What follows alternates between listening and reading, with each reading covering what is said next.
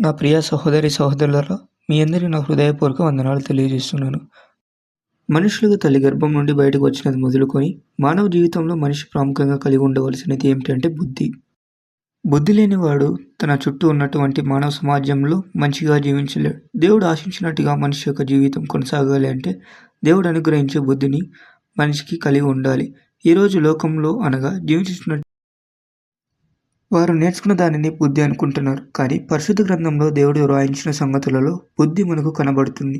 దేవుడు మనిషి యొక్క హృదయములను తెరిచినప్పుడు, మనోనేత్రములను తెరిచినప్పుడు దేవుడి యొక్క బుద్ధిని గ్రహించినట్టే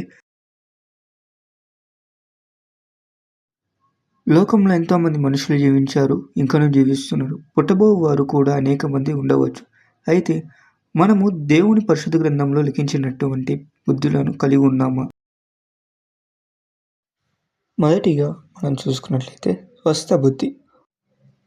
రెండవదిగా మనం చూసుకున్నట్లయితే స్థిర బుద్ధి. హెబ్రీయులకు రాసిన పత్రిక 11వ అధ్యాయం 27వ వచనం. అక్కడ స్థిర బుద్ధి ఉంటుంది. మూడవదిగా మనం చూసుకున్నట్లయితే స్వబుద్ధి. సామెతల గ్రంథము 3వ అధ్యాయం 5వ వచనంలో ఉంటుంది. నాలుగవదిగా మనం చూసుకున్నట్లయితే సుబుద్ధి. మొదటి సమూయేలు గ్రంథము 18వ అధ్యాయం 5వ వచనం. ఐదవదిగా మనం చూసుకున్నట్లయితే నిబ్బరమైన బుద్ధి. మొదటి పేతురులకు రాసిన పత్రిక 1వ అధ్యాయం 13వ వచనం. ఆరవదిగా మనం చూసుకున్నట్లయితే నమ్మకమైన బుద్ధి. లూకా సువార్త 12వ అధ్యాయం 42వ వచనం. ఏడవదిగా మనం చూసుకున్నట్లయితే ఉపకార బుద్ధి.